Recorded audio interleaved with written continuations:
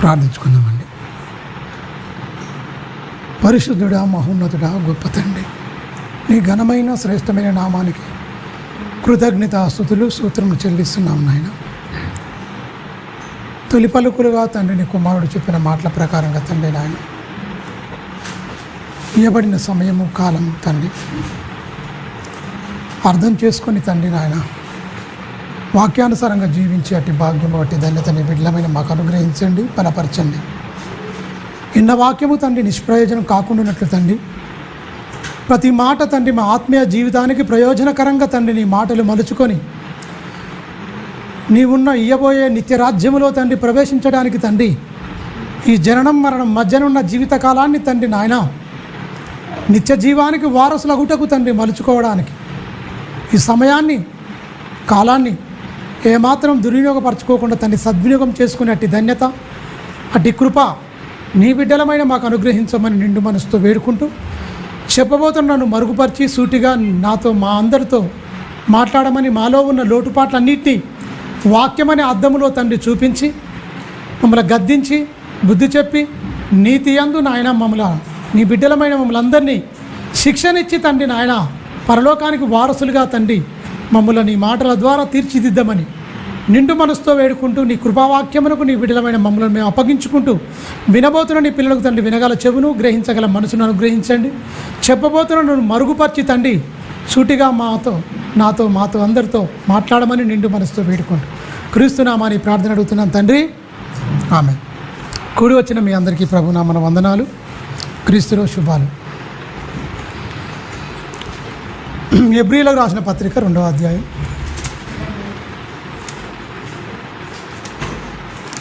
ఎబ్రీలకు రాసిన పత్రిక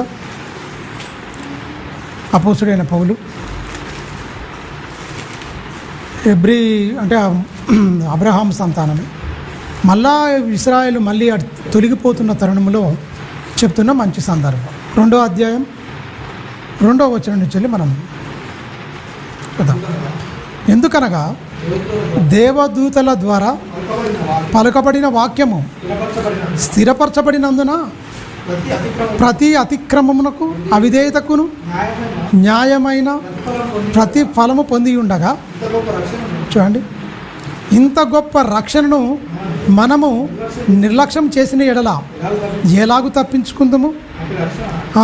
అట్టి రక్షణ ప్రభు బోధించుట చేత ఆరంభమై దేవుడు తన చిత్తానుసారంగా సూచక్రియల చేతను మహత్కార్యముల చేతను నానా విధములైన అద్భుతముల చేతను ఈ విధములైన పరిశుద్ధాత్మ వరముల చేతను అనుగ్రహించుట చేత వారితో కూడా సాక్ష్యమిచ్చుచుండగా వినిన వారి చేత మనకు దృఢపరచబడిన ఈ వాక్యం అంటే స్థిరపరచబడింది. మొత్తం మీరు గమనించండి, అద్భుతాలు, మహత్కార్యాలు, సూచక్రియలు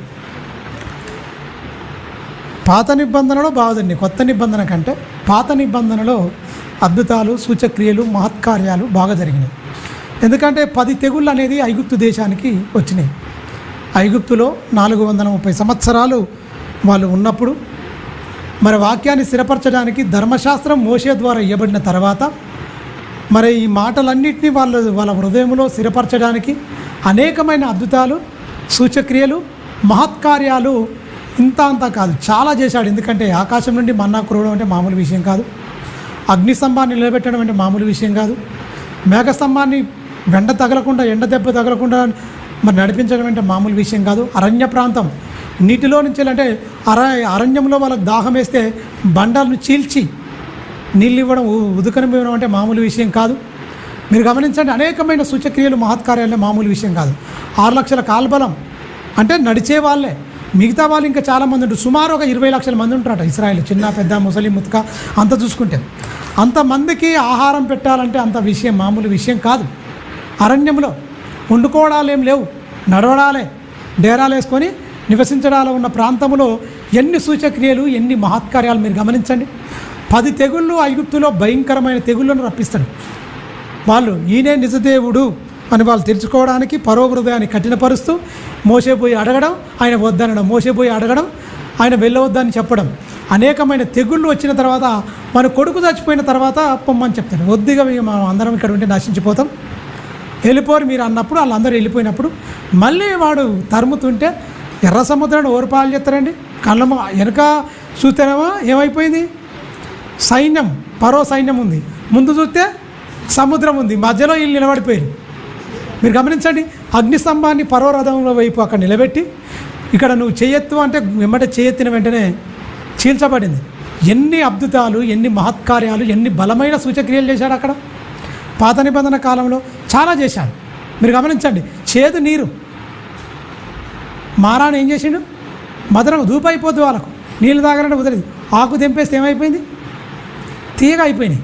అంటే దేవుడు అనేకమైన సూచక్రియలను మహత్కార్యాలను చేసిండు. ఇంకేముంటుంది అంటే వాళ్ళ చెప్పులు అరగవు, బట్టలు మాయవు, చెప్పులు అరగవు, కాళ్ళకు వాపు లెక్కవాట.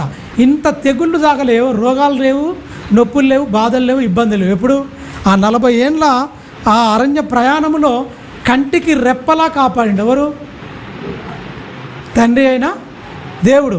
మరి వీళ్ళు ఆజ్ఞలు అనుసరించిర్రా లేకపోతే మీరిరా, కళ్ళారా చూసిర్రు, కడుపారా తిన్నరు, ఏం చేసిర్రు, దేవుని భయంకరంగా శోధించి దేవుని ఉగ్రతకు పాత్రులై అరణ్యములో వాళ్ళ శవములు రాలేను అని రాయబడింది. అంటే మీరు గమనించండి, రాలిపోయారా, రాలగొడుతందుకు నడిపించాడా. అబ్రహాముకు, ఇస్సాకు, యాకోబుకు చేసిన ప్రమాణాన్ని దేవుడు జ్ఞాపకం చేసుకొని వాళ్ళు ఎప్పుడో చచ్చిపోయారండి, 100 ఏళ్ళు అయింది అప్పటికే. ఆ చచ్చిపోయినా కూడా దేవుడు జ్ఞాపకం చేసుకొని 430 సంవత్సరాల తర్వాత మళ్ళీ ఆ ప్రమాణాన్ని నిలబెట్టుకోవడానికి పితరులు, అబ్రహాం చచ్చిపోయాడు, యాకోబు అప్పటికి ఇస్సాకు చనిపోయాడు, వీళ్ళందరూ చచ్చిపోయాక కూడా ఆ జ్ఞాపకాన్ని నిలబెట్టుకొని, అంటే ప్రమాణాన్ని నిలబెట్టుకొని జ్ఞాపకం చేసుకొని ఐగుప్తు నుంచి వీళ్ళందరినీ నడిపిస్తే దేవునికి మిగిలినది ఏంటి మీరు గమనించండి. ఆనందం మిగిలించారా, బాధను మిగిలించారా ఇశ్రాయేలు జనాంగం? కానానుకు ప్రయాణంలో ఉన్నప్పుడు ఎన్ని పాపాలు చేసిరు, ఎంత ధిక్కార స్వరం వినిపించిరు, ఎంత దేవుని శోధించిరు, ఎంత ఇబ్బంది పెట్టిరు. వాళ్ళు అలాంటి వాళ్ళని ఎందుకు రాయించాడంటే మనం అలా ఉండకూడదని. వాళ్ళు కానాను ప్రయాణం, మనము పరమునకు ప్రయాణం. ఏ ప్రయాణం గొప్పది చెప్పాలి, ఏ ప్రయాణం గొప్పదండి? వాళ్ళు భూమి మీద నుంచి ఒక ప్రాంతం నుంచి ఒక ప్రాంతం నడిచేది, నడుస్తుంటేనే 40 ఏళ్ళు వాళ్ళని మొత్తం పరీక్షించిండు దేవుడు. దేవుడు వాళ్ళని ఏం చేసిండు, పరీక్షించిండు. వీళ్ళు ఏం చేసిరు, దేవుని శోధించిరు, మొదలుపెట్టిరు. మాకు కూరగాయలు లేవు, మాకు ఇవే ఉన్నాయి, మాంసము లేదు, మాకు మాంసం ఊరు పెడతారని గునుగుడు, సనుగుడు, దుఃఖము. మోషేను మాత్రం తిన్నారు. నడిపించే మోషేను మిక్కిలి సాత్వికుడైన మోషే, నా ఇల్లంతట్లో నమ్మకస్తుడు మోషే, రాజకు అంటే రాజా దర్బారులో పెరిగిండు మొత్తం.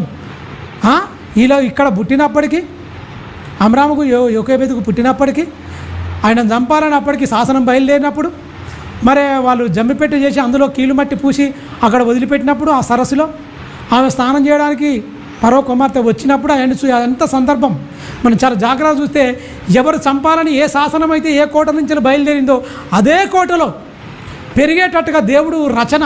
అంటే మీరు గమనించండి, దేవుడు మొత్తం సాతాను ఏదో అనుకుంటుంది, ఎవరిదోనో ఏదో చేపించింది, ఆజ్ఞలు రకరకాలుగా చట్టాలు చేపించిన చట్టాలను తిరగరాయించి అదే ఎవరినైతే చంపాలనుకుర్రో ఆ కుమారుడు ఎక్కడ పెరిగిండు, పరో కుమారుడిగా పరో కుమార్తె యొక్క కుమారుడిగా ఏం చేసిండు, ఐగుప్తు రాజ్యములోనే వాళ్ళ కుటుంబ సభ్యుడిగా పెరిగిండు. మీరు గమనించండి, ఇదంతా దేవుని సంకల్పం.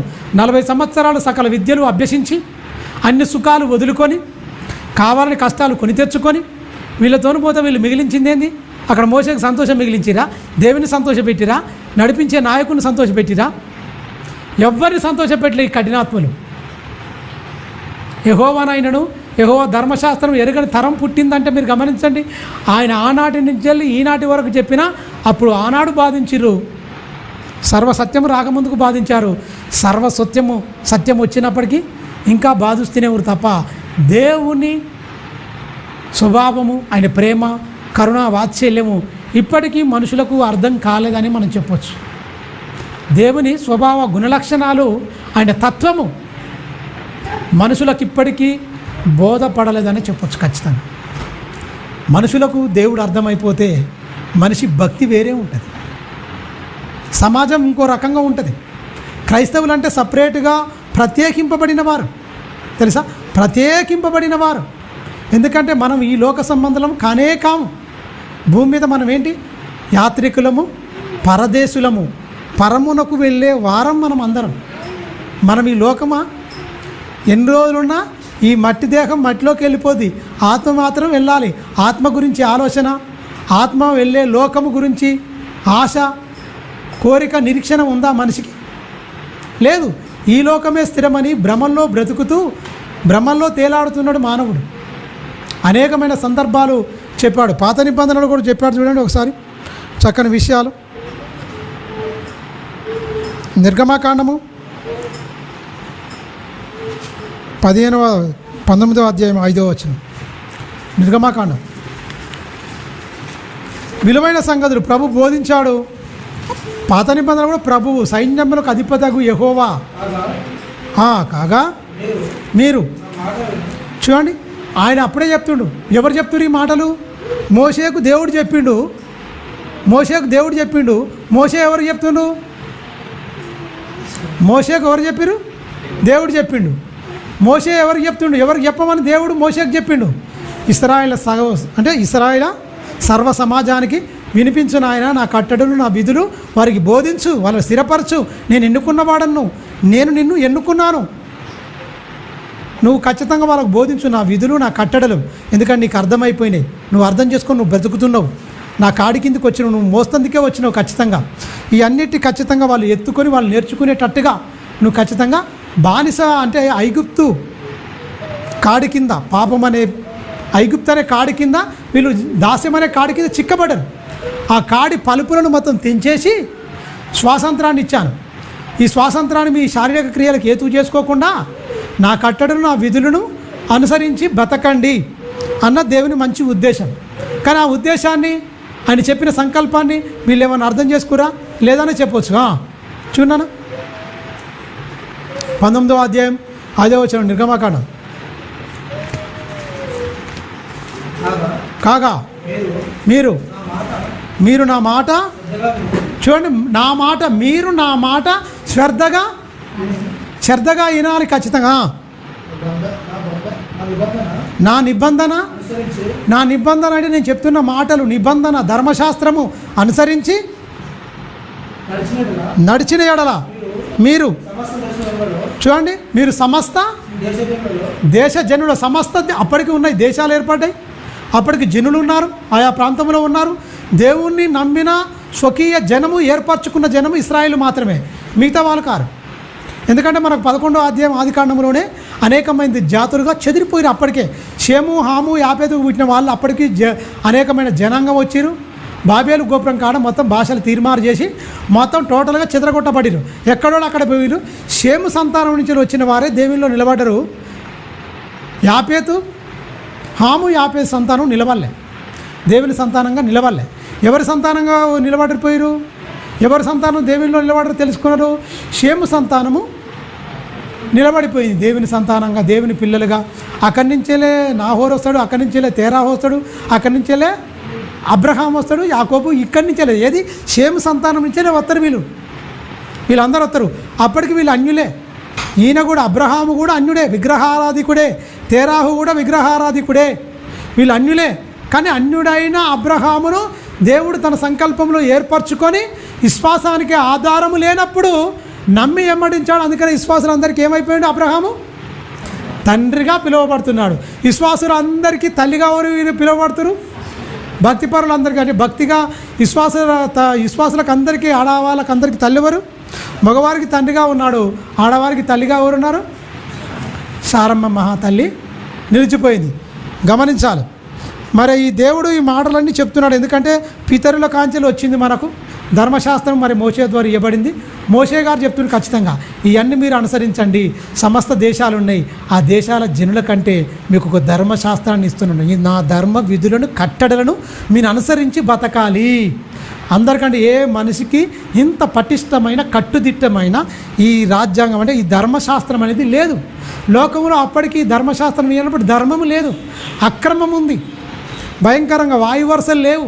అప్పటికి వాయువరుసలు తప్పేసి ఇష్టానుసారంగా పరశరీరానుసారం అయ్యారు, భ్రష్టులు అయిపోయారు. అలా అయిపోయినందుకే దేవుడు జలప్రలయం తీసుకొచ్చి నోవాహు కాలంలో ఎనమండుగుని రక్షించుకొని మిగతా వాళ్ళందరినీ మొత్తం జలప్రలయంలో మొత్తం జలసమాధి చేసేసిండు మొత్తం. ఈ ఓడ సిద్ధపరచుకున్న వాళ్ళు ఎనమండుగురు వచ్చారు నోవాహుతో పాటు ఎనమండుగురు, ఆయన భార్య, 3 కొడుకులు 3 కోడళ్ళు వచ్చారు ఆ ఓడకు. ఇంకా జంతువులు వచ్చేసినాయి. ఆ పాపాన్ని చూస్తే దేవుడు ఓర్వజాలడండి. పాపం ఎక్కడ పెచ్చరిల్లిపోద్దో దేవుడు ఒప్పుకోడు. మంచిగా బతుకుతాడు అనుకోండు. అన్ని వేల లక్షల మందిలో జస్ట్ నోవాహు కుటుంబం మాత్రమే ఉండిపోయింది. మరి అప్పటికి ధర్మశాస్త్రం లేదు. కానీ ఆయన హృదయానుసారంగా, ఆయన హృదయమే ధర్మశాస్త్రంగా మిగిలిపోయింది. చక్కగా ఆయన దేవుని మాటకు అవిధేయత చూపక విధేయత చూపించి ఎప్పటికీ రాయబడిన గ్రంథం లేదు, చెప్పబడిన ఎక్కువ మాటలు లేవు. నువ్వు ఒక్కడివే నీతిమంతుడిగా ఉన్నావు ఈ లోకం మీద నేరస్థాపన చేయడానికి, నువ్వు ఒక్కడివే అన్నాడు. నువ్వు ఒక్కడివే అంటే మిగతా వాళ్ళు ఎవరు లేరు. ధర్మశాస్త్రం లేని కాలంలో అప్పుడు చూస్తే దేవుడు తేరు చూస్తే ఒక్కడే ఉన్నాడు. నీ ఒక్కని ద్వారానే సంతానాన్ని వృద్ధి చేసుకుంటా, మిగతా వాళ్ళందరినీ తీసేస్తా. పాపం చేసిన వాళ్ళు అందరూ పోయబట్టిన తర్వాత దేవుడే నిబంధన చేసుకొని ఇక ఒద్దుగా సూర్యుడు నిలిచినంత వరకు ఈ కాలాలు ఇవన్నీ ఉంటూనే ఉంటాయి. ఇక మనుషులను ఎప్పుడు ఇలా భూమిని సమస్తం ఇలా నాశనం చేయనని దేవుడే నిబంధన చేసుకున్నాడు. చుట్టూ ధనసు, ఆయన సింహాసనం చుట్టూ ఏం చేసిండు, ధనసును ఏర్పాటు చేసుకుంటూ దాన్ని జ్ఞాపకంగా పెట్టుకున్నాడు దేవుడు. పెట్టుకున్న తర్వాత మోషేను కొన్ని 100 సంవత్సరాలు అయిపోయినా అప్పటికే ఇక మోషే పుట్టిన తర్వాత ఇక మోషే ద్వారా ధర్మశాస్త్రాన్ని ఇస్తూ ఇలా నశించిపోవద్దు, మంచి ధర్మశాస్త్రాన్ని ఇస్తున్న సమస్తమైన జనులు ఉన్నారు. ఈ ధర్మశాస్త్రాన్ని మీరు పాటించి మీరు బ్రతికి అనేక జనులకు ఒక మాదిరిగా నిజదేవుణ్ణి చూపించవలసిన బాధ్యత మీదే. భూమికి ఆకాశమునకు సృష్టికర్త అయిన దేవుణ్ణి చూపించవలసిన బాధ్యత మీరే. నా కట్టడలు, నా ధర్మ విధులు అన్నిటినీ మీ బ్రతుకుల్లో అలవర్చుకొని ప్రపంచ ప్రజలకు బ్రతుకుతున్న వారందరికీ నిజదేవుణ్ణి తెలియజేయవలసిన బాధ్యత ఎవరి మీద ఉంది? దేవుడు తెలియజేసుకోవాలా? దేవుని నమ్ముకున్న బిడ్డలు తెలియజేయాలా? ఇశ్రాయేలుకు అందుకే ధర్మశాస్త్రం ఇచ్చాడు. సమస్త జనములకు ఏం తెలవాలి? భూమికి ఆకాశమునకు సృష్టికర్త అయిన యెహోవాని నమ్మిన బిడ్డలు యెహోవాని ఏం చేయాలి? తెలియజేయాలి, తెలియపరచాలి. ఎలా? మాటల ద్వారానా, క్రియల ద్వారానా? క్రియల్లో చూపించాలి, ప్రేమలో చూపించాలి, కరుణలో చూపించాలి. ఎలాగైతే కరుణా వాత్సల్య పూర్ణుడో ఎవరు? తండ్రి అయిన దేవుడు. అలాంటి గుణలక్షణాలు మీలో ఖచ్చితంగా ఉండాలి, పెంపొందించుకోవాలన్నది దేవుని ఉద్దేశం. కింది వచనం చదువునాను. ఇంకా 5వ అధ్యాయం 19వ వచనం, 5వ వచనం కింది లైన్. సమస్త జనములలోను 19వ అధ్యాయము నిర్గమాకాండం 5వ వచనం. సమస్త భూమియు ఏమంటుండండి? సమస్త భూమి కలగజేసింది ఎవరు? ఆయనే. సమస్త భూమియు నాదే కాదా? మీరు నాకు చూడండి, మీరు నాకు యాజకరు ఎప్పుడు చెప్తుండండి? కొత్త నిబంధనలు ఏముంది? మీరు రాజులైన యాజక సమూహము, పరిశుద్ధ జనం.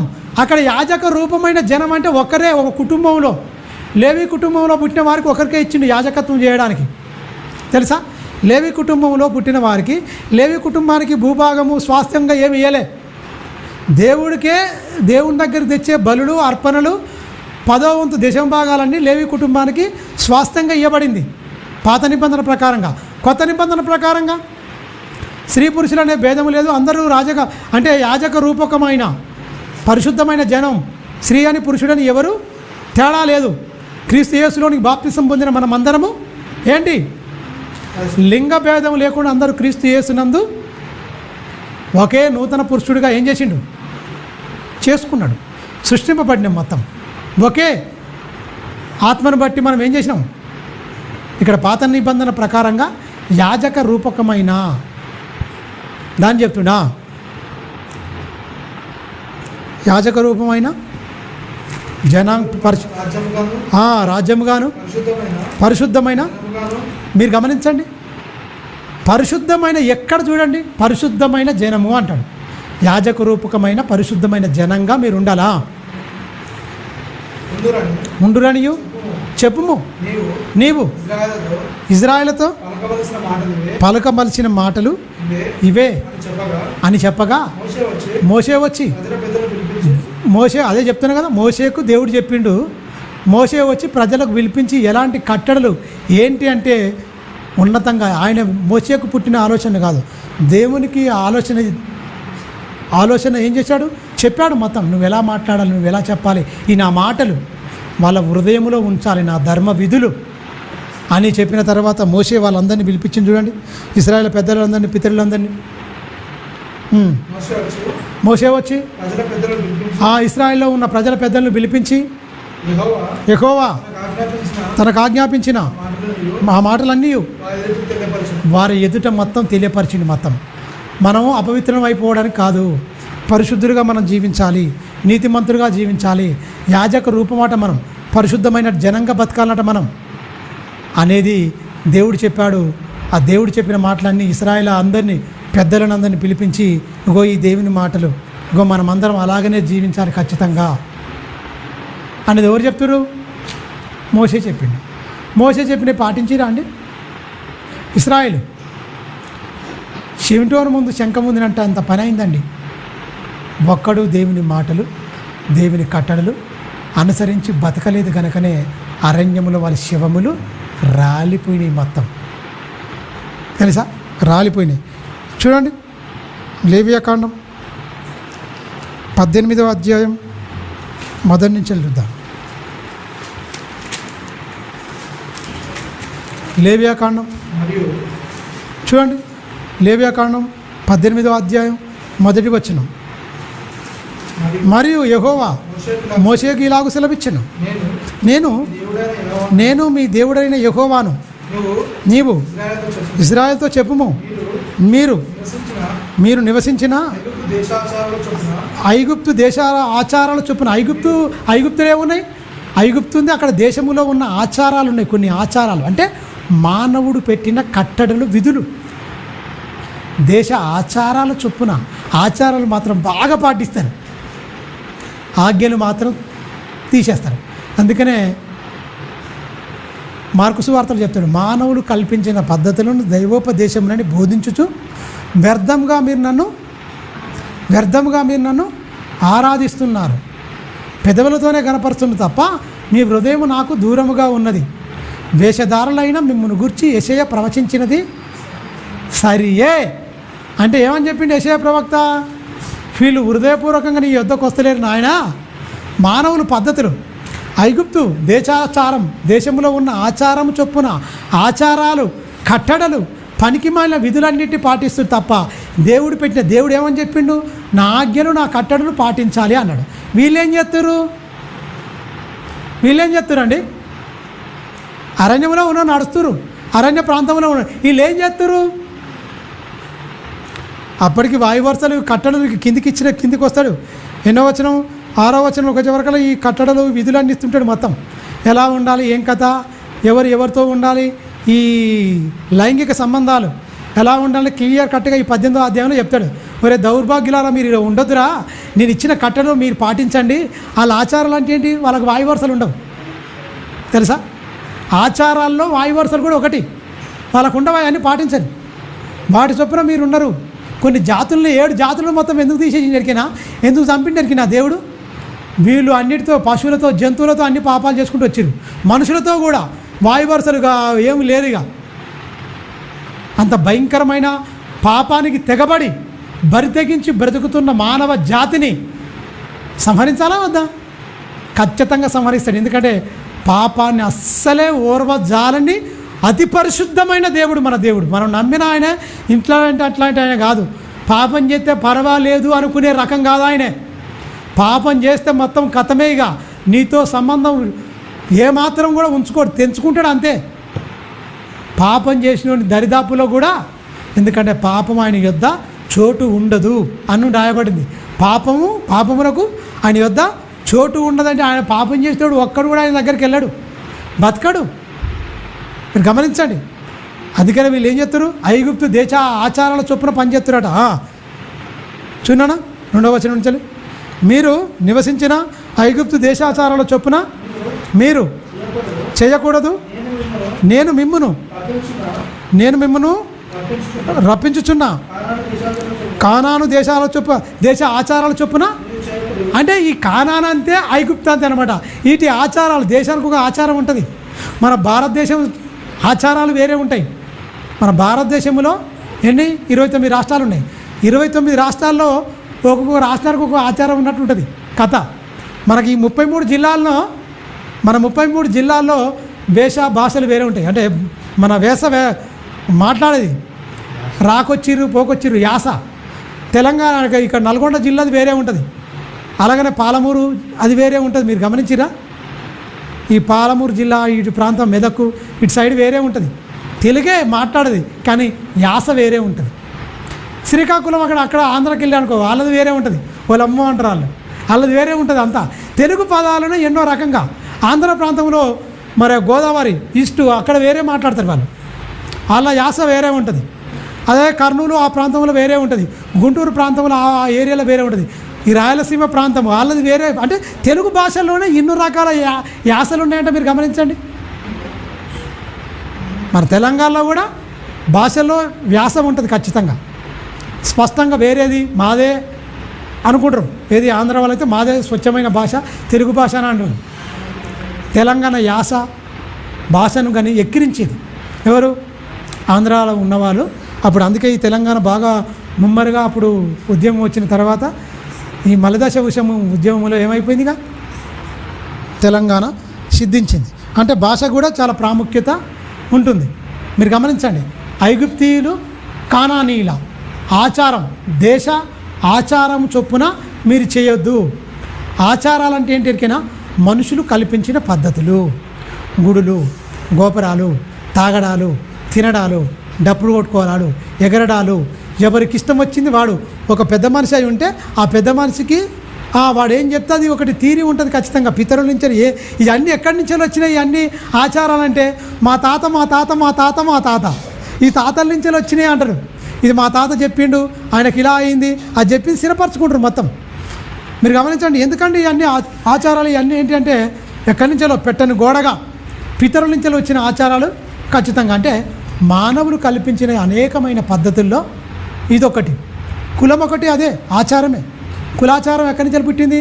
ఎవరి మెదడులో పుట్టింది ఆడు తీసుకొచ్చి పెట్టేసింది మొత్తం. కులం కూడా మనిషి పుట్టించిందే. దేవునికి లేదు కులం, వేదానికి లేదు కులం. మనుషులే అంటే వర్గాలుగా విడదీసి భయంకరంగా విడిపోయారు. జన్మ పరమార్థం తెలియకుండా మూర్ఖంగా ప్రవర్తించిన ఈ మూర్ఖ జనం. మీరు గమనించండి. అలా ఉండకూడదు, అలా బ్రతకకూడదనే ఒక ఉన్నతమైన మాటలు చెప్తున్నాడు. కింది వచనం చూడండి ఏమంటున్నాడు? కానానీయుల దేశ ఆచారం చొప్పున మీరు చేయకూడదు. వారి కట్టడలను బట్టి నడవకూడదు. అంటే వాళ్ళకు కట్టలు ఉన్నాయి బట్టి నడవకూడదు. మీరు నా విధులను గైకొనవలెను. నా కట్టడలను బట్టి నడుచుకొనుటకు వాటిని అనుసరింపవలెను. మీ దేవుడైన యెహోవాను నేను. మీ దేవుడైన మీ దేవుడు నాకు యెహోవాను నేనే. మీరు నా కట్టడలను నా విధులను అనుసరించవలెను. వాటిని గైకొనుచు వాటి వలన ఏం చేయాలంటుడు? 60-70 సంవత్సరాలు మీకు ఇచ్చాను. వాటి వల్ల మీకు బతకాలి, వాటి వల్ల మీరు బతకాలి, మీరు జీవించాలి. నా కట్టడలు. భూమి మీద మీరు మంచిగా జీవిస్తారు. ఈ మట్టి దేహాన్ని మీరు మట్టిలో కలిసిపోయినా కూడా ఆత్మలుగా మీరు పరమమునకు చేరుతారు. మీరు బతకాలి. ఇవ్వబడిందే మీ జీవితం. ఎందుకు? నా కట్టడలు నా విధులను అనుసరించి బతకాలనే ఈ లోకానికి పంపించాను. 9 మాసాలు తల్లి గర్భంలో దాచాను. నా అరుచేతిలో చెక్కుకున్నాను. నా కళ్ళతో నేను చూసుకున్నాను. ఈ లోకానికి నువ్వు రాకమునిపై అనంతమైన విశ్వాన్ని సృష్టించాను. మీ పాదాల కింద పెట్టాను. మీరు మీ ఇష్టానుసారంగా బతకడానికి కాదు నేను పంపించింది. భూమి అంతా నాదే. ఈ భూమి అంతా నాదని నువ్వు బతకకు. భూమి అంతా ఎవరిదండి? ఏమని చదువుకున్నావు?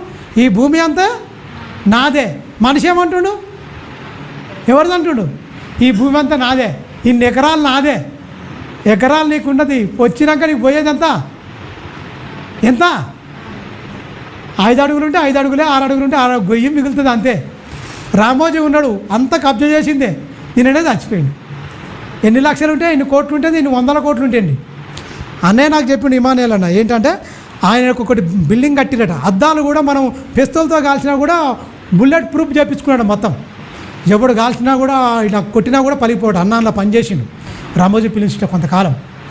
అన్న చెప్పి నాకు తెలియదు, ఇంతవరకు పోలే. మరి మీరు గమనించండి, చూసిన వాళ్ళు చెప్పారు అన్న అక్కడ పనిచేసినగా చెప్పిండు బుల్లెట్ ప్రూఫ్ లాంటిది మొత్తం చేయించుకుని ఉంటుందా అండి ప్రాణం? ఈ దేహాన్ని కాపాడుకోవడానికి నువ్వు ఏ గన్ను పెట్టింది ఏది తర్వాత వచ్చిందా? ఈ బుల్లెట్ ప్రూఫ్ రూమ్ కాపాడిందా నిన్ను? ఇన్ని లక్షల కోట్ల రూపాయలు కాపాడినా ప్రాణం అయిపోయి వెళ్ళిపోయి. 100 ఎకరాలండి అంత కబ్జనే. అన్నిటి మ్యాన్ప్లేట్ చేసి మొత్తం పచ్చళ్ళు అమ్ముకున్నాడండి ఆయన. పచ్చళ్ళు అమ్ముకునే స్థితిలో నుంచి వెళ్ళి ఇన్ని 100 కోట్లు, ఇంత మహా పెద్ద సామ్రాజ్యాన్ని మొత్తం మన ఈ తెలంగాణనే కాదు అన్ని రాష్ట్రాల్లో కొన్ని 100 ఎకరాలు మొత్తం పెట్టేసుకొని ఏమి తీసుకుపోయింది చెప్పండి? ఏమైనా తీసుకుపోయినా? దిగ్గజం, అక్షరమాల అంటున్నారు ఆయన. అక్షరమాల ఆయన అక్షరానికిగా ఆయన లేకపోతే అక్షరాలు పుట్టవా, కలం కదలదా? మార్గదర్శి చిట్ ఫండ్ అని పెట్టిండు. ఎంతమందిని ముంచిండో తెలియదు. దానివల్ల కొంతమంది చచ్చిపోయి తెలుసా? దాని మీద కేసు నడుతూనే ఉంది. కేసు ఉన్నది, ఈయన పోయిండు. కేసు నడుతుంది, జైలు తీసుకుపోవాలి అది అని ప్రయత్నం చేస్తారు. ఉండవల్లి అరుణ్ కుమార్ అని ఆయన మీద కేసు వేసిండు ఒక ఆయన. ఈ చిట్ ఫండ్ డబ్బులు మొత్తం ఇదైపోయింది. ఆయనకి ఎందుకంటే డబ్బులు ఓన్లీ ఆయనకి పేదవాళ్ళు చిన్న చిన్న మామూలుగా పొదుపు కట్టుకునే వాళ్ళు చిన్న చిన్న చిట్ ఫండ్ వేసుకునే వాళ్ళు అన్నిటి ముంచేసిండండి తెలుసా? ఇంత ఉన్నా కూడా సరిపోదా? మనిషికి ఆశ అవది. ఎన్ని ఎకరాలుండు, 100 కోట్లుండు, ఇంకా ఇంకా ఇంకా కావాలి కావాలి. ఏం లాభం చెప్పండి? ఏమైనా తీసుకుపోయిందా? ఏమైనా తీసుకుపోయినా చెప్పండి? దిగ్గజం ఏమైంది? మట్టిలో కలిసిపోయి కాల్స్తారు. ఇవాళ కాల్స్తారేమో కట్టెలు పెట్టి, బండి కట్టెలు పెట్టి. గంధపు చెక్కల్లో గాలి చేసినా గదే, తుమ్మ చెక్కల్లో గాలి చేసినా గదే. ఏది కాల్చినా బూడిద అవ్వడం తప్పదు. మీరు గమనించండి. నాది అనుకున్నది ఏది నీతో రాదురా నాయన. ఈ సత్యాన్ని మరిచిన ప్రపంచం ఇది నాది స్థిరం అనుకుంటుడు. నువ్వు అన్ని 100 ఎకరాలు సంపాదించు, నీకు మిగిలేదు 6 అడుగుల గొయ్యి అంతే. ఏమున్నది? భూమి అంతా నాదే అనుకుంటు. భూమి అంతా నాదే, మొత్తం ఫెన్సింగ్ మొత్తం ఇది వేసుకొని అది వేసుకొని దాన్ని చూసుకొని గర్వపడతారు. కానీ భూమి ఉంటుంది, తరం వెంబడి తరం గతించిపోతుంది. భూమి ఒక్కటే ఎల్లప్పుడూ ఏమంటుంది? నిలిచిపోద్ది, నిలుస్తుంది. ఇది ఉంటుంది. క్రీస్తు రాకట్లో పోద్దనుకో, క్రీస్తు వచ్చేంత వరకే భూమి ఉంటుంది. ఆ సత్యాన్ని తెలుసుకున్న మనం ఏం చేయాలి? చాలా జాగ్రత్తగా బతకాలి. ఆయన కట్టడలు విధులను అనుసరించి మనం బతకాలి. ఈ అనుసరించి బతకమంటే వీటి నుంచి వైదొలిగించిన దుష్టుడు. మనుషులు ఈ లోకం అనే భ్రమలో పడి, మాయలో పడి, దేవుని కట్టడలు దేవుని విధులను మర్చిపోయి ఎందుకు పుట్టాడో మనిషికి తెలియదు, ఎందుకు బతుకుతున్నాడో మనిషికి తెలియకుండా బతుండు. మోసం చేస్తానికి బతికినావా? వచ్చినవా ఈ లోకానికి? దొంగతనం చేస్తానికి వచ్చిండా? వ్యభిచారం చేస్తానికి వచ్చిండా? దేనికోసం పుట్టించిండు దేవుడు? దేనికోసం అండి? ఆయన కట్టడలు విధులు. ఐగుప్తు ఆచారాలు బాగాలేవు, ఆ దేశపు ఆచారాలు మంచిగా లేవు, వాటి చొప్పున నడవద్దన్నాడు. కానాను దేశం నిన్ను ప్రవేశపెడుతున్నారు కదా ఆ దుర్మార్గులు, ఆ దుష్టులు, మొత్తం దుష్ట సంతానంగా మారిపోయింది అది మొత్తం. వాళ్ళు ఏం చేశారు?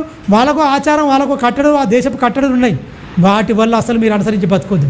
ఎందుకంటే వాళ్ళకు వాయు వరుసలు అనేది లేవు. అవన్నీ చెప్పిన తర్వాత కిందకు వస్తుంటే మొత్తం వరుసల గురించి చెప్తాడు.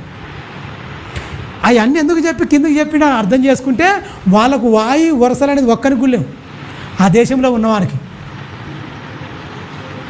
పరిశుద్ధుడు, అతి పరిశుద్ధుడు కనుక పాపాన్ని అస్సలే ఓర్వా జాలడు దేవుడు. అందుకనే కింది వచనంలో 6వ వచనం నుంచి తీసుకుంటే మిగతా వచనాలు మొత్తం అదే మాట్లాడతారు. అన్ని వరుసల గురించే మాట్లాడతారు. ఎవరికి ఎవరు లైంగిక సంబంధం కలిగి ఉండాలి, రక్త సంబంధుల దగ్గర అస్సలు పెట్టుకోకూడదు, చక్కగా జీవించాలి. ఆస్తుల కోసం ఏంటి? సొంతం అక్కకు పుట్టిన బిడ్డలే చేసుకుంటారు పెళ్ళి.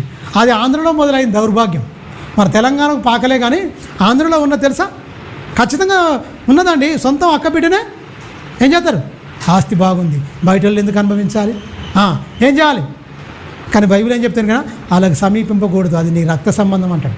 అలా ఉండకూడదు, మీరు దౌర్భాగ్యమైన పనులు చేయొద్దు అని అన్ని వరుసల గురించి చెప్తా. అంటే ఈ వరుసలన్నీ ఈ జాతులకు అనేది లేవని మనకు మైండ్లో ఉండాలి. ఈ చదివేటప్పుడు ఈ పై వచనాలు చదువుకున్నాక కింది వచనాలు చదివితే వీళ్ళ ఆచారాలు, వీళ్ళ వ్యవహారాలు ఏంటంటే దానికి మొత్తం వివరణాత్మకంగా ఈ సుదీర్ఘమైన ఈ అధ్యాయంలో మొత్తం రాయబడ్డాయి. ఎందుకు? మానవులు కట్టడలు విధులు అనేది లేక చెడిపోయారు కనుక నా ధర్మశాస్త్రం వల్ల మీరు గుణపరచబడాలి, మంచి గుణాలు కలిగి జీవించాలి. నా కట్టడల విధుల వల్ల మీరు బతకాలి, జీవించాలి.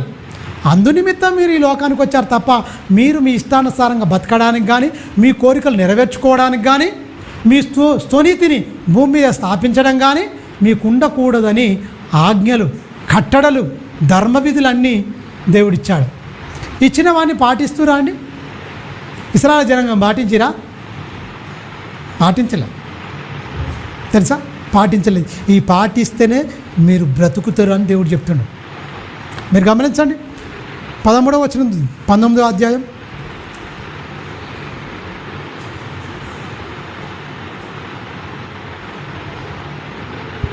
మొదటి వచనం చూడండి. మరియు యెహోవా మోషేకి ఇలాగూ సెలవిచ్చెను, ఇశ్రాయేలు సర్వ సమాజంతో ఇట్లు చెప్పుము, మీరు ఏమంటున్నాడు? ఇంతకుముందు ఏమనుకుని చదువుకున్నాం? మీరు పరిశుద్ధమైన యాజక సమూహమైన రూపం, మీరు అలా ఉండాలి, పరిశుద్ధులుగా ఉండాలి, శుద్ధి చేసుకోవాలి, బతకాలని చెప్తుండు. పరిశుద్ధులు పరిశుద్ధులు పరిశుద్ధులు. మీరు గమనించండి, ఎందుకు అలా పరిశుద్ధుడు? ఆయన పరిశుద్ధుడు కనుక ఆయన పిల్లలు కూడా పరిశుద్ధులుగా జీవించాలని ఆయన కోరిక. ఆయన సెలవిచ్చి చెప్తున్నాడు, మీ దేవుడైన యెహోవానై నేను ఏమంటున్నాండి? నేను పరిశుద్ధుడనై ఉన్నాను మీలో ప్రతివాడును. చూడండి, తన తల్లికి తండ్రికి తల్లికి ఏం చేయాలట? భయపడితే ఏమైపోద్ది? భక్తి వస్తుంది. తల్లిదండ్రులు ఏమై ఉండాలి? భక్తిపరులై ఉండాలి. తల్లిదండ్రులు భక్తిపరులై ఉండాలి. ఆ భక్తితో దేవుని భక్తి వీళ్ళకి అర్థమైంది అనుకో, వీళ్ళు భక్తితో బతుంటే వాళ్ళకు లోబడి ఉండాలని చెప్తుండే, ఎదురు చెప్పకూడదు.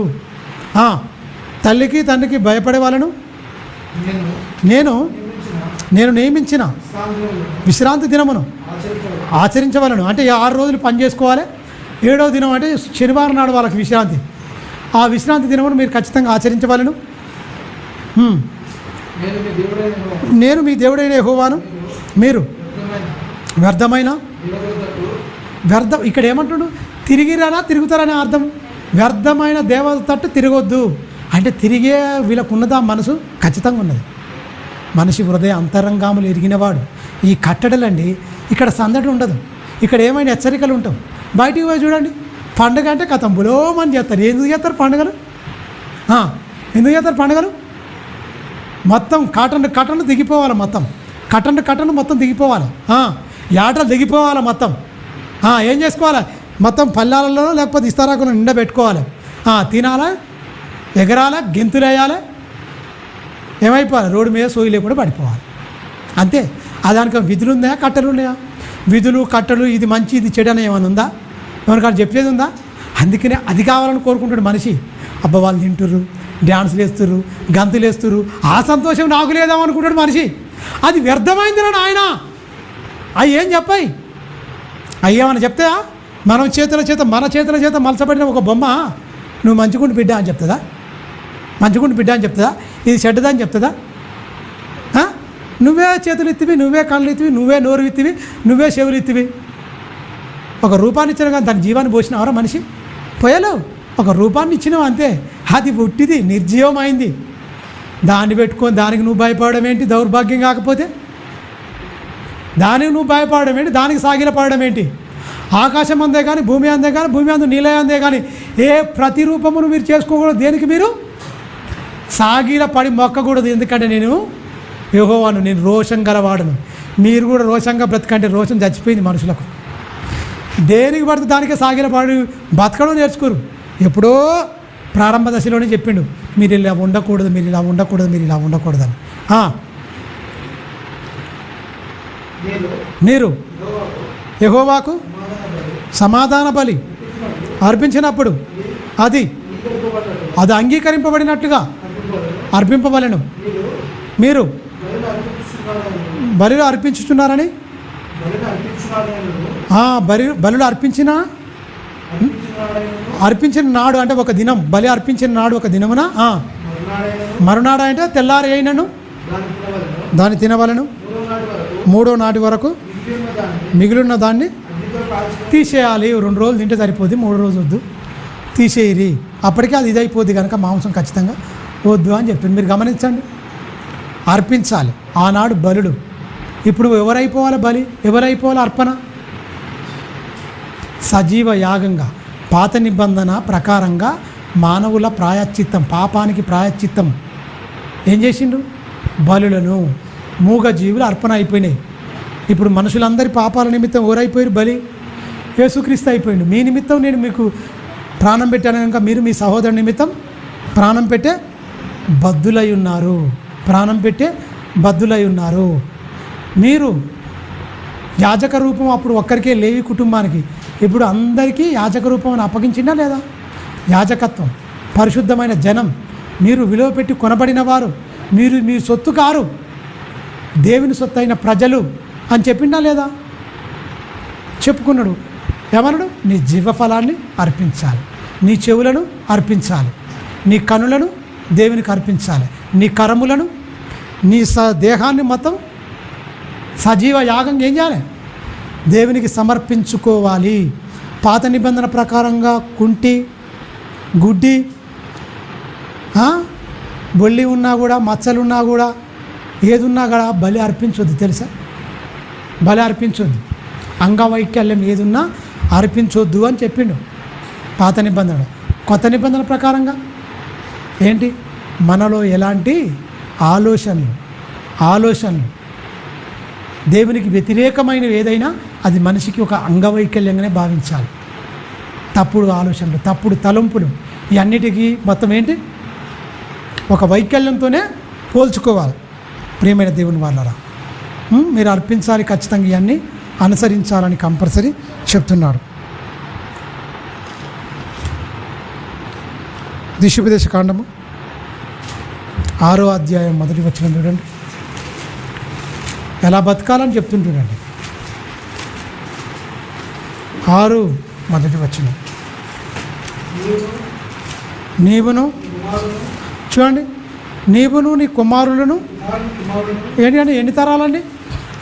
4 తరాలు వస్తాయి. నీవును నీ కుమారులు, నీ కుమారులను ఏమంటున్నా? ఎన్ని తరాలు వచ్చినాయండి? 4 తరాల కట. తరం వెంబడి తరం చెప్తుండాలి. ఏంటి? నా ధర్మ విధులు కట్టడలు మీరు బోధించాలంటున్నా. నీ కుమారులకును నీ దేవుడైన యెహోవాకు భయపడి నేను నీకు ఆజ్ఞాపించిన ఆయన కట్టడలన్నీ, ఆజ్ఞలన్నీ ఎప్పుడు నీకు 60 ఏళ్ళు ఇచ్చిండో, 70 ఏళ్ళు ఇచ్చిండో, ఎంత ఇచ్చిండో ఏం చేయాలి? అనుసరించి నీ జీవితకాలం అంతయు, నీ జీవిత దినములన్నీ అనుసరించి గైకొనుచు నువ్వు దీర్ఘాయుష్మంతుడు అగునట్లు మీరు స్వాధీనపరచుకొనబోవు ఏరు దాటి వెళ్ళుతున్న దేశమందు మీరు జరుపుకొనుటకు మీకు బోధింపవలనని మీ దేవుడైన యెహోవా ఆజ్ఞాపించిన ఈ ధర్మమంతయు అనగా కట్టడలను విధులివే. కాబట్టి ఇశ్రాయేలు నీ పితరుల దేవుడైన యెహోవా మీతో చెప్పిన ప్రకారము పాలు తేనెలు ప్రవహించే దేశములో మేలు కలిగి బహుగా అభివృద్ధి నొందునట్లు నీవు వాటిని విని అనుసరించి నడుచుకోవాలి. ఏంటట? భూమి మీద నీకు దీర్ఘాయువు ఉండాలంటే. మీరు గమనించండి, ఎప్పుడు చెప్పబడుతుంది ఇది? మోషేకు, ఇశ్రాయేలు జనాంగాలకు మొత్తం చెప్తున్నాడు. దేవుడు మోషేకు చెప్పిండు, మోషే ఇశ్రాయేలు అందరికి చెప్తుండు. ఎందుకు? ఈ కట్టడల నుంచి తొలగిపోదు. ఈ ధర్మం అంతా ఏం చేయాలి? మనిషి 4 తరాలకు బోధించమంటాడు. 4 తరాలకు నీ కుమారులకు ఏం చేయమంటాడు? వాటిని బోధించాలి. నా కట్టడలు, నా విధులు. అంటే ఒక దైవ సమాజంగా నేను చూడాలనుకుంటున్నా. అందుకే ఈ ధర్మం ఇచ్చాను మీకు. ఈ ధర్మానికి మీరు లోబడి జీవించాలి. ఇవ్వబడిన జీవితకాలం అంతా అప్పుడు నువ్వు అభివృద్ధి పొందుతావు. అప్పుడు నీ జీవితం ఫలభరితంగా ఉంటుంది ఖచ్చితంగా అని దేవుడు మరి మోషే ద్వారా ఇశ్రాయేలు జనాంగానికి ఇస్తున్న ఒక మంచి మాటలు చూడండి. 4వ వచనంలో ఇంకేమంటాడు? ఇశ్రాయేలు వినుము, మన దేవుడైన యెహోవా అద్వితీయుడు యెహోవా నీ పూర్ణ హృదయముతోను, నీ పూర్ణ ఆత్మతోను, నీ పూర్ణ శక్తితోను నీ దేవుడైన యెహోవాను అంటే 100% మీరు ప్రేమించాలి. మీ హృదయం నిండా దేవుని వాక్యమే ఉండాలి. పూర్ణ హృదయము, పూర్ణ ఆత్మ, పూర్ణ శక్తి, పూర్ణ బలము, పూర్ణ వివేకం అన్నీ ఏంటి? 100% నా ఆజ్ఞలు, నా కట్టడలు వింటే నేను అర్థమైపోతా. మీరు నా మాటల ప్రకారంగా జీవిస్తే నేనేంటో మీకు తెలుస్తా. పూర్ణ హృదయంతో నా దగ్గర రండి, పూర్ణ ఆత్మతోనూ పూర్ణ మనసుతో మీరు నా దగ్గర రండి. అరకొరగా రావద్దంటే వీళ్ళు వస్తురనా వస్తలేరనా ఈ మాటలకు అర్థం చెప్పాలి. ఆయన దగ్గరికి పూర్ణ హృదయంతో వస్తురా? వస్తలేరు. పూర్ణ ఆత్మతో వస్తురా? వస్తలేరు. పూర్ణ వివేకంతో వస్తురా? వస్తలేరు కనుక వచ్చేటప్పుడు ఇలా రావాలి నా దగ్గరికి, వినయంతో రావాలి, భక్తితో రావాలి. నేను బతకాలి, నా దేవునితో నేను అమేకమైపోవాలి, మంచిగా ఐక్యమైపోవాలి, వచ్చి వినాలి అనుకొని రావాలి తప్ప పూర్ణ హృదయం అంటే 100%గా మీరు ఖచ్చితంగా మీ హృదయంలో నాకు చోటు ఇవ్వాలి. ఓ ఇశ్రాయేలు అంటున్నాడు ఆయన. ఖచ్చితంగా పూర్ణాత్మతోనూ పూర్ణ శక్తితోనూ మీ దేవుడైన యెహోవా అని అంటున్నాడు. అందుకనే పూర్ణ హృదయము, పూర్ణాత్మ, పూర్ణ శక్తి నీ యెహోవా, నీ దేవుడైన యెహోవాను ప్రేమింపవలను. నేడు నేను ఆజ్ఞాపించుచున్నా ఈ మాటలు ఏమంటుడు? నీ హృదయములో ఎక్కడ ఉండాలి? పుస్తకములో కాదు, లేకపోతే ఆ గ్రంథములో, ఆ ధర్మశాస్త్రంలో కాదు ఉండవలసింది, ఇక్కడ ఉండాలని చెప్తుండు. ఇక్కడ ఉండాలని చెప్తుండు. చాలామంది భయపడ్డారు. అబ్బా 400 సీట్లు వస్తే ధర్మశాస్త్రాన్ని అంటే వాళ్ళు రాజ్యాంగాన్నే మార్చేస్తాం, వాళ్ళకు అనుకూలంగా చేసుకుంటాము, రకరకాలుగా ఏదో అనుకుర్రు. మొత్తం ఏమైపోయింది? 240 సీట్ల కాడ అయిపోయింది. బీజేపీ ఏమైపోయింది? ప్రపంచం సృష్టించి 300 సీట్లు వచ్చినాయి పోయినసారి. ఏ మిత్రపక్షాలు ఏం లేవు, టక్కున వచ్చేసింది. మొత్తం 240 సీట్ల కాడికి ఆపేసింది, మొత్తం ఆగిపోయింది. అందుకనే ఇప్పుడు అన్ని మిత్రపక్షాలతోని ప్రభుత్వాన్ని ఏర్పాటు చేయాలనుకుంటా. ప్రమాణ స్వీకారం ఇవాళనే మోడీ చేస్తుండే. మీరు గమనించండి. ఈ ఈవీఎంలు అనేది ట్యాంపరింగ్ చేసిరని వాళ్ళు కేసు పెడతారు. 11 సీట్లకే పరిమితమైంది జగన్ ప్రభుత్వం. నేను ఇన్ని పథకాలు ఇచ్చినా ఏంటి, ఏమైపోయింది కథ అంటే మీరు గమనించండి. అన్ని ఇచ్చాను, ఫుడ్ ఇచ్చాను, పిల్లలకు అమ్మఒడి ఇచ్చాను, అన్ని ఇచ్చాను, 11 సీట్లకే పరిమితం అయిపోయింది. అంటే ఈవీఎంలు అనేది ట్యాంపరింగ్ చేసింది మొత్తం ఈ సెంట్రల్ గవర్నమెంట్ ఆధ్వర్యంలో ఉందట. అంటే ఇదంతా మొత్తం ఉన్నది. మాకు అనుమానాలు ఉన్నాయి కంపల్సరీ. అందుకనే సుప్రీంకోర్టు కేసు వేస్తుంది. ఎందుకంటే అమ్మో వీళ్ళు ఇలా అయిపోయింది, ఇట్లా రావడం ఏంటి ఎలక్షన్లు. జనసేనకు అసలు ఓట్ షేరింగే లేదు తెలుసా, 21 సీటు గెలిచింది అది. అసలు ఇదేంది కథ? అంత మాయ చూడండి మనుషులు. నోరపుంది అంటే మనుషులు తమ స్వార్థాల కోసం ఏదైనా మార్చగలడు, ఏదైనా చేయగలడు.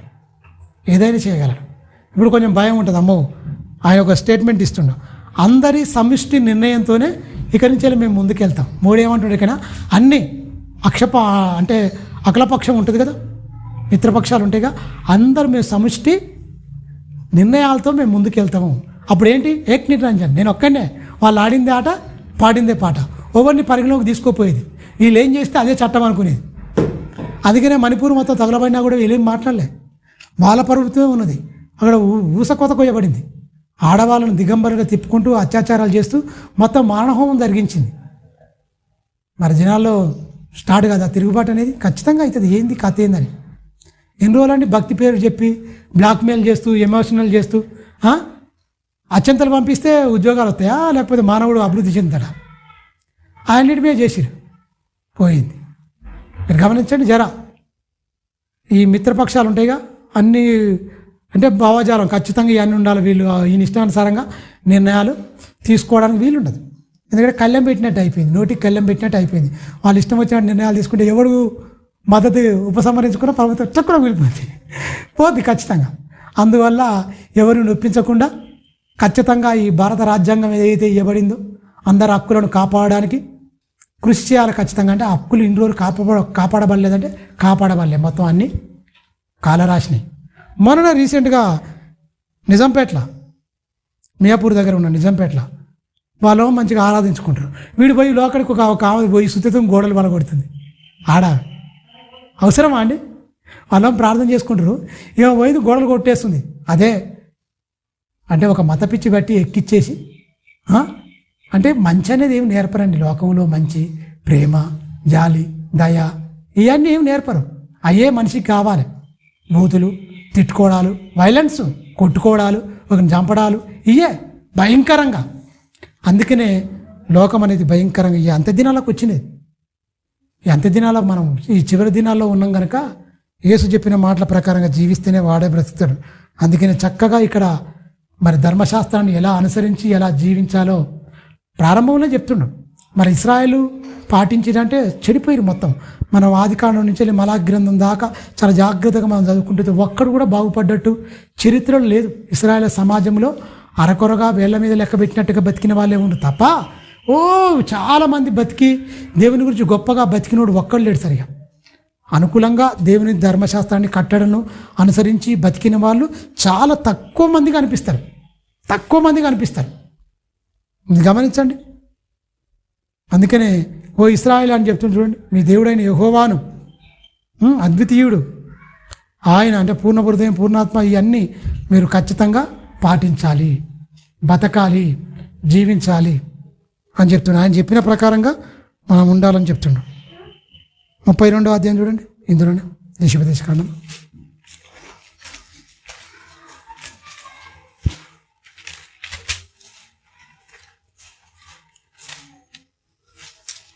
32వ అధ్యాయం 15 నుంచి చూద్దాం.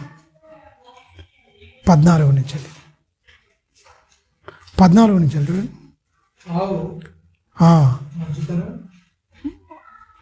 15 నుంచి నాన్న.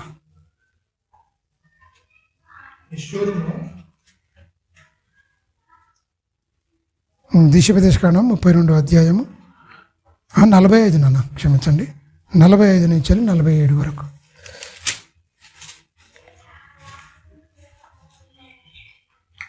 మరియు 44 నుంచి చదువుకుందాం. మోషే నూను కుమారుడైన యెహోషువాయు ఈ కీర్తన మాటలన్నీ ప్రజలకు వినిపించిరి. మరియు మోషే ఈ మాటలన్నీ ఇశ్రాయేలు అందరితో చెప్పి చాలించి మరలా వారితో ఇట్లా మీతో సాక్ష్యముగా నేడు నేను పలికిన మాటలన్నిటినీ మీ మనస్సులో ఏమంటాడు, మనస్సులో పెట్టుకోవాలి. ప్రతి వారం విన్న మాటలు మీ మనసులో పెట్టుకుంటురా? ఇవన్నీ మాటలు చెప్పినాక మోషే గారు ఏమంటున్నా, మీ మాటలన్నీ వింటున్న మాటలన్నీ ఎక్కడ ఉండాలంటుండు, ఎక్కడ పెట్టుకోవాలంటుడు? మనస్సులో. దేవుని మాటలు మనసులో ఉన్నది అండి. దుష్టుడు ఇత్తబడిన వాక్యము దుష్టుడు ఎత్తుకొని పోవును. ఎవడన్నా ఒక మాట ఇచ్చిందనుకో, అది మనసులో నాటుతుంది. బాగా గొయ్యి కొత్తగా వచ్చిన ఒక సిస్టమ్ మొన్న చూసిన, చెట్టు దగ్గరికి ఇలా పోయి ఇలా మొత్తం క్లిప్పింగ్ లాగా ఇలా తీసుకుపోయి ఇలా పైకి లేపుకొచ్చి ఆ గొయ్యిలో అలా పెడుతుంది. ఒక ఏరు కట్టు కాకుండా ఇలా చేతుల్లాగానే ఉంది. ఇది మొత్తం ఇలా వచ్చేసి మొత్తం షార్ప్గా దిగిపోయి ఏర్లకి ఇలా లేపుకొచ్చి చెట్టును అలా మనం ఒక గుంత దువ్వి ఆ గుంతలు మళ్ళీ ఎప్పటిలాగా పెట్టి సెట్ చేస్తారు. మొత్తం చెట్టుగా కొట్టేసి అవసరం లేదు. ఇక కొన్ని ఏళ్ళు కావాలి కదా, ఇంతలా మొద్దు మారాలంటే సంవత్సరాలు మారాలి. చెట్టును నరకడానికి వీల్లేదు. ఆ వీటిని అలాగనే తొలగించి అడ్డుగా ఉన్న వాటిని తొలగించి దాన్ని అలా తీసుకుపోయి ఎక్కడైతే మన పెట్టే ప్లేస్ ఉంటుందో చిన్న చిన్న మొక్కలు కాదు, ఇవే తీసుకుపోయి అక్కడ పెడితే అయిపోతారు. అక్కడ గొయ్యిదోవి దాన్ని అలాగనే ఆ ప్లేస్లో పెట్టి మంచిగా పులిపిల్ చేస్తారు. చూసిరా మీరు గమనించండి. ఒక భూమి మీద ఒక చెట్టు ఎలాగ నాటాలో, ఎలా ఉండాలి, ఏర్లతో కొట్టేస్తే మళ్ళీ అది ఎదగాలంటే కొంచెం టైం పడుతుంది. అన్నిటిలో తెలివి మీరిండండి మనిషి. ప్రతి దాంట్లో కనుగోవడం కూడా, బోర్లో కూడా మనిషి పడిపోతే బోర్ల నుంచి వెళ్ళి తీయాలి, పిల్లలను కూడా ఎలా తీయాలని జపాన్ వాళ్ళు ఒక మిషన్ కూడా తయారు చేసి ఇలా చేయిలతోనే పట్టుకున్నాడు. బోర్లో పడిపోయాడు అనుకో, ఏమైపోయింది? తీసుకోవడం కష్టం. అందువల్ల దాన్ని అలాగ పోయి అలా తీసుకోవడానికి ఒకటి మిషన్ కూడా తయారు చేసి, ఈ జపాన్ చైనా వాళ్ళు కొత్త వస్తువులు కనిపెట్టడంలో అప్డేట్లో ఉంటారు వీళ్ళందరూ. అన్ని కొత్త న్యూ వర్షన్లో కొత్త ఎలాగ అనుకోనా, ఎలా చేయాలి, ఏం కథ అనేది ప్రతిదీ అన్నిట్లో అన్ని రంగాల్లో వాళ్ళు ముందుగా పరిగెత్తుంటారు. మొత్తం మాదే ఉండాలి ప్రతి దాంట్లో. అంటే ఏంటి, క్రియేట్ చేయడంలో ప్రతిదీ నూతనంగా ఏదున్నా ప్రోడక్ట్ మేమే తయారు చేయాలి, మార్కెట్లో మేమే రిలీజ్ చేయాలని పోటీ పడుతుంటారు ప్రతి దాంట్లో. మీరు గమనించండి, దేవుడు ఏమంటుండే, మీకు ఈ అన్ని వస్తువులుగా కాదురా నాయన, బతుకటములో నా మాటలు, నా ధర్మ విధులు ఇగో మీ మనసుల్లో ఉండాలి. విన్న మాటలన్నిటి ఎక్కడ ఉండాలంటుడు, మనసుల్లో ముద్రింపబడాలి అంటుండు. మనసుల్లో ముద్రింపబడాలి. కింద వచ్చిన చూడండి,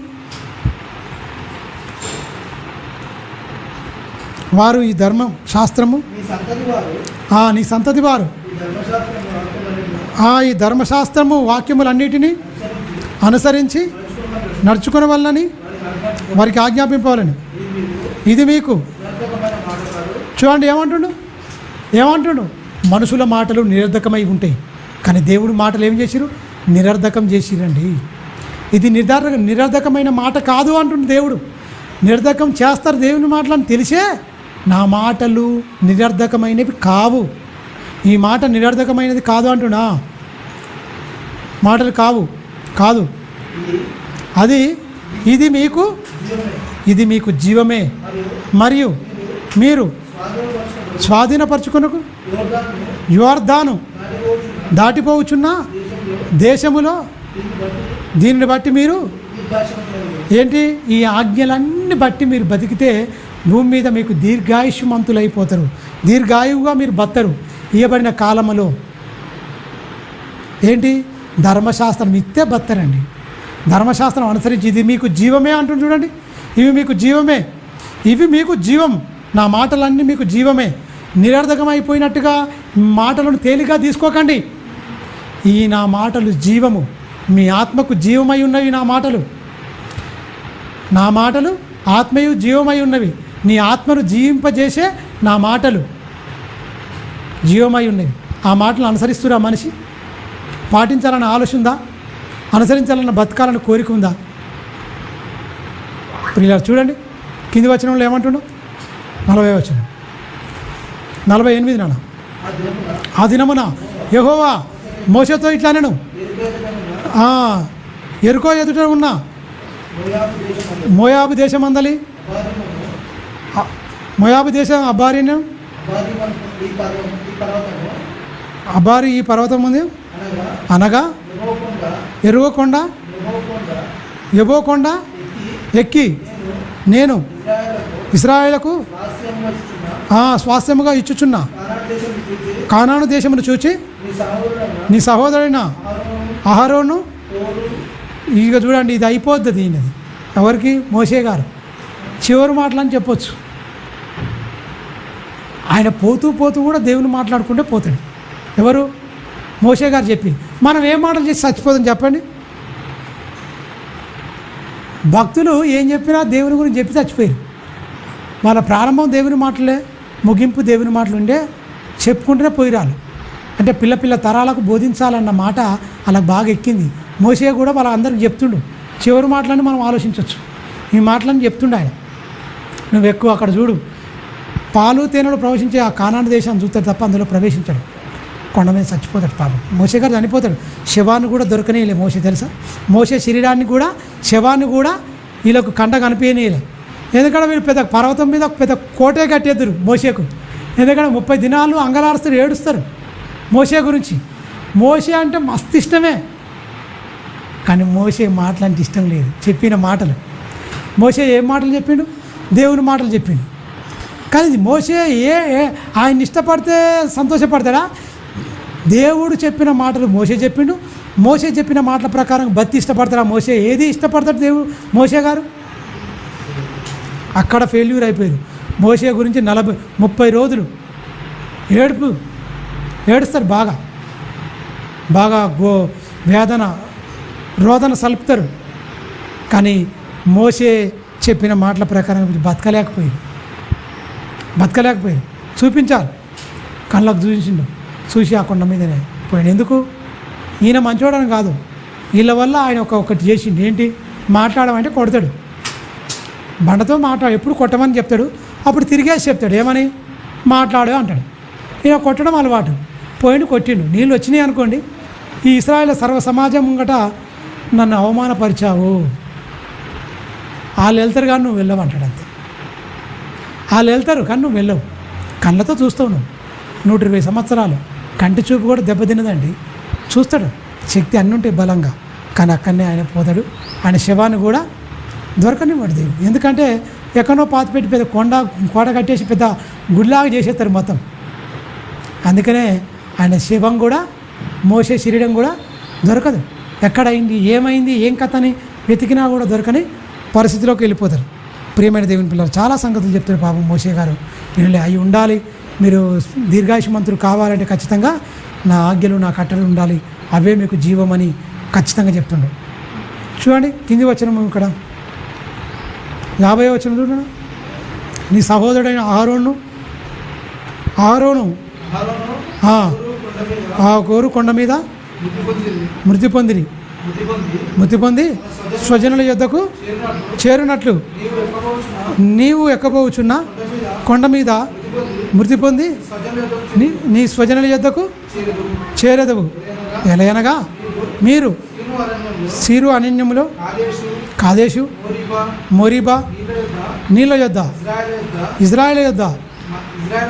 ఇజ్రాయేల్ మధ్యను నన్ను అక్కడ పోయింది కథ.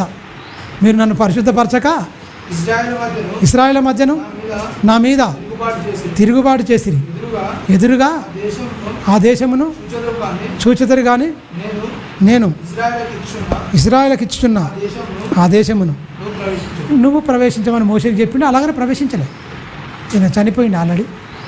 చూడకుండా చూస్తాడు కానీ అందులో ప్రవేశించకుండా మోషే గారు చనిపోతాడు. ఎందుకు? అవి బతకాలని చెప్పిన బతికినోడు పోలే కానీ స్వజనుల యొద్దకు చేరిపోయింది. వీళ్ళు బతుకుతామని దేవుడు ఆశపడ్డాడు, అక్కడ పంపించినా కూడా వీళ్ళు ఏమైపోయారు? బుద్ధి బోనించుకోలే. వీళ్ళందరూ అవిధేయతకు కట్టలకు మొత్తం వీళ్ళు వెళ్ళిపోయారు. లేవియాకాండం 26వ అధ్యాయం 14 చూడండి.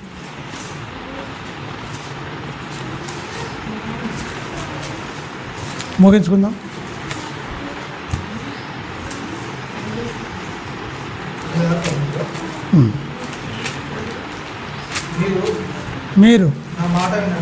మీరు నా మాట వినక నా ఆజ్ఞలన్నింటినీ అనుసరించి నా కట్టడలను నిరాకరించిన ఎడలను నా ఆజ్ఞలన్నిటినీ అనుసరింపక నా నిబంధనను మీరునట్లు మీరు నా తీర్పుల విషయమై అసహించుకునే ఎడల నేను మీకు చేయనదేమనగా మీ కనులను క్షీణింపజేస్తా, గుడ్డోళ్ళని చేస్తా మొత్తం. మీ ప్రాణమును ఆయాసపరచుటకు ఆ తాపజరమును క్షయరోగమును ఏమంటుండే ఇక శాపాలండి. మీరు ఆజ్ఞలు పాటిస్తేనే ఇవన్నీ రావు. పాటించకపోతే నా కట్టడలు నన్ను నా తీర్పులను మీరు అసహించుకుంటే తాపజరం వచ్చేస్తుంది మీకు. ఇప్పుడు మలేరియా, డెంగ్యూ ఇవన్నీ వేరే వేరే పేరు పెట్టిరు. తాపజరం అంటే మరి ఎట్లుంటుందో తెలియదు. మరి క్షయరోగం అంటే క్షయరోగములను, తాపజరములను మీ కనులను క్షీణింపజేస్తుంటే గుడితనం క్షీణించిపోతాయి, చూపు ఇవన్నీ మీకు రప్పిస్తా. ఏంటి?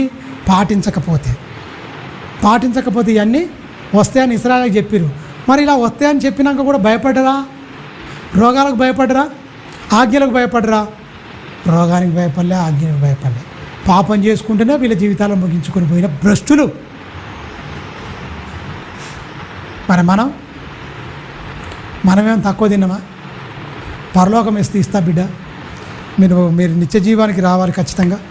మీకోసమే నేను ప్రాణాన్ని ధారపోస్తున్నా, ప్రాణం పెడుతున్నా. మీరు రండి అని సిలువలో ఆయన పలికిన మాటలు, ఆయన ఆజ్ఞలు విన్నరా అండి? ఒక్క మాట చూసుకొని ముగించుకుందాం. లూకా సువార్త 6వ అధ్యాయం. ఆయన నోరు తెచ్చిండండి, తెరిచి ఏం చెప్పిండో ఆ మాటలు పాటించకుండా వీళ్ళు పాటించలే. ఇస్రాయేల్ చాలా ఉన్నాయి, ఆయన కట్టడలు, విధులు బోల్డన్ ఉన్నాయి. 6వ అధ్యాయం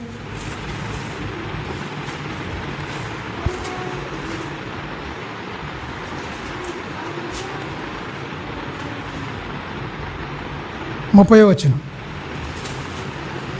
లూకాసు వార్త 6వ అధ్యాయం 30వ వచనం. నేను అడుగు ప్రతివానికి ఇమ్ము.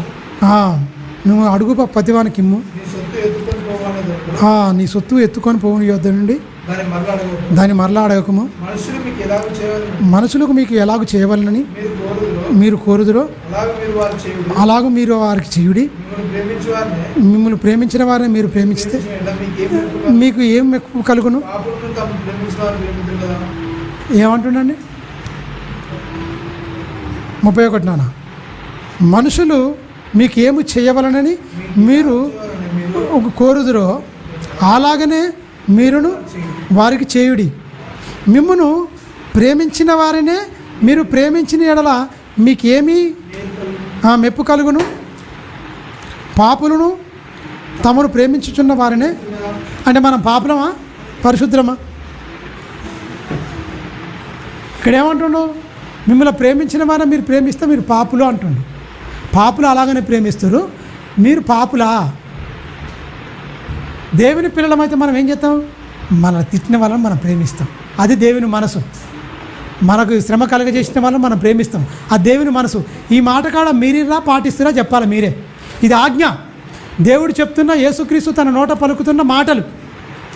మీకు చేసిన వారికి మీకు పలానా వల్ల నాకు ఇది కలగాలి, నాకు ఇది చేస్తే బాగుండా మీరు కోరుకుంటారు కదా.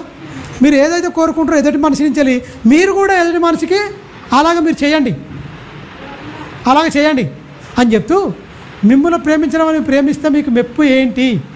పాపులు అలాగనే చేస్తూ అలాగనే ప్రేమిస్తారు కదా. అంటే అర్థం ఏంటి? పాపుల గుంపుకు పరిశుద్ధులు అని చెప్పుకున్న గుంపుకు తేడా లేదు. నేను చూడలేకపోతున్నా అంటాడు. కింది వచ్చిన నాన్న.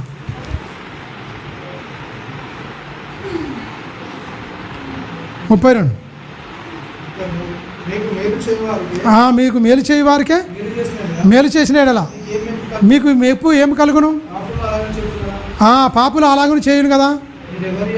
మీరు ఎవరి యొద్ద మరలా పుచ్చుకొనవలనని నిరీక్షించుతారో వారికి అప్పించిన ఎడల మీకు ఏం మెప్పు కలుగును? పాపులు తమ ఇచ్చినంత మరలా పుచ్చుకుందరు కదా. పాపులకు మళ్ళీ అప్పించేద్దరు కదా. మీరైతే ఎట్టి వాటిని గుర్చి అయినను నిరాశ చేసుకొనక మీ శత్రువులను ప్రేమించుడి, మేలు చేయుడి, అప్పుయుడి. అప్పుడు ఏమంటుండు? మీ ఫలము గొప్పదా. ఎక్కడ? పరలోకమందు మీ ఫలం గొప్పదవుతుంది. ఈ ఆజ్ఞలు ఈ పాటిస్తారా? శత్రువును ప్రేమిస్తారా?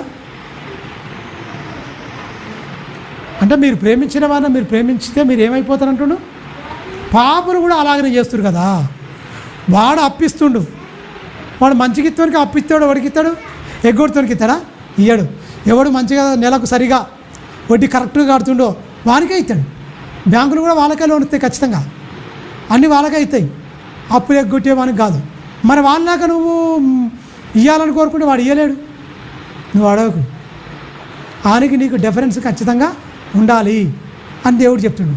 ఈ మనిషికి ఎప్పటికీ నచ్చని మనిషి పాటిస్తేనే పరలోకం, అది నీకు ఫలం గొప్పదైద్ది అంటుండు. మరి పాటించని సంగతి ఇక్కడ యేసుక్రీస్తు చెప్తుండు. మరి పాటిస్తేనే పరలోకం. ఏమంటాడు? మిమ్మల్ని ప్రేమించిన వారిని మీరు ప్రేమిస్తే మీరు ఎక్కువ మీకు ఫలం ఏంటి? మిమ్మల్ని ద్వేషించిన వారిని సైతం మీరు ప్రేమించాలి. అదే దేవుని కట్టడలు. అది యేసు తన బ్రతుకులో చూపించాడు. తనలాగా బతకాలని, తనను పోలి జీవించాలనే ఈ కట్టడలు ఇవన్నీ. ధర్మశాస్త్రం అక్కడ చెప్పాడు, అక్కడ కూడా పాటించలేదు. అది అసంపూర్ణంగానే వారి జీవితాలు ముగించిపోయారు. మన సర్వసత్యము సంపూర్ణతలోనికి వచ్చిన మనము పూర్ణ హృదయము, పూర్ణ ఆత్మ, పూర్ణ శక్తితో మనం దేవుణ్ణి ప్రేమించాలంటే ఇగో సర్వసత్యం మన దగ్గరికి వచ్చింది. ఆయన చెప్పింది ఏదైనా 100% మన జీవితంలో చూపించుకొని బ్రతుకుల్లో క్రియల్లో చూపించి ఆ పరమునకు చేరాలన్నది దేవుని అనాది సంకల్పం. ఆ సంకల్పాన్ని గుర్తెరిగి మనం అందరం ఖచ్చితంగా మనం ముందుకు వెళ్ళాలని నా మాటలు ముగిస్తున్నాను. తలలోంచుకోండి, ప్రార్థించుకుందాం. పరలోకమందున్న మా కన్న తండ్రి, నీ ఘనమైన శ్రేష్టమైన నామానికి కృతజ్ఞతాస్తుతులు స్తోత్రములు చెల్లిస్తున్నాను. విలువైన సంగతులు తండ్రి మాకు బోధించారు. అద్భుతముల చేతను, మహత్కార్యముల చేతను, నానా విధములైన సూచక్రియల చేతను అనేకమైనది తండ్రి స్థిరపరచడానికి, బలపరచడానికి తండ్రి ఇశ్రాయేలు మధ్య ఎన్ని మహత్కార్యాలు చేశావయ్యా, ఎన్ని సూచక్రియలు చేశావు నాయన. అయినప్పటికీ వాళ్ళు కళ్ళారా చూశారు, కడుపారా తిన్నారు, ఎన్నో మేలులు పొందుకున్న తండ్రి. తిన్నింటి వాసాలు లెక్కపెట్టిన సందంగా మారిపోయింది వాళ్ళ జీవితాలు. అయ్యా, అలాంటి వారులుగా అలాంటి గుంపులో మేము లేకుండా తండ్రి, సంపూర్ణతలోనికి సర్వసత్యంలోకి వచ్చిన మేము నాయన, నూతన నిబంధనకు వారసులమైన మేము మరీ శ్రేష్టమైన పలుకు రక్తము కిందకు వచ్చిన మేము, హెబెలు కంటే మరీ శ్రేష్టమైన ప్రోక్షణ రక్తము, శ్రేష్టమైన పలుకు రక్తం కిందకు వచ్చాము. అది క్రీస్తు రక్తములో కడుగబడిన మేము, శుద్ధీకరింపబడిన మేము, పిలువబడ్డ పిలుపుకు తగ్గట్టుగా తండ్రి మా జీవితాలు కట్టుకున్నట్టి భాగ్యము, అట్టి ధన్యత, అట్టి కృప ప్రతి మాట మా జీవితాలకు అలవర్చుకొని అన్వయించుకొని బ్రతికి ఆ పరమునకు చేరే అట్టి భాగ్యము, అట్టి ధన్యత నీ బిడ్డలమైన మా అందరికీ దయచేయమని నిండు మనసుతో వేడుకుంటూ కూర్చొని ఇంతసేపు తను నీ బిడ్డలు విన్నారు తండ్రి ఓపికతో.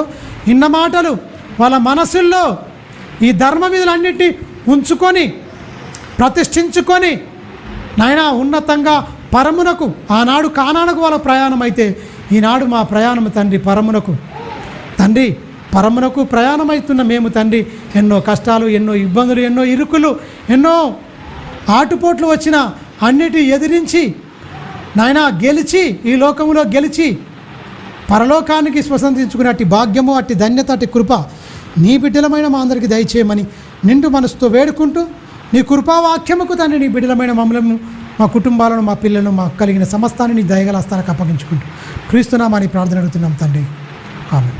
మన తండ్రి అయిన దేవుని ప్రేమ, కుమారుడైన యేసుక్రీస్తు వారి కృప, పరిశుద్ధాత్మ దేవుని అన్యోన్య సావాసం సదాకాలం మనందరికీ తోడై ఉండి సర్వసత్యం నడిపించి సత్యమందు ప్రతిష్ఠించును గాక. ఆమేన్.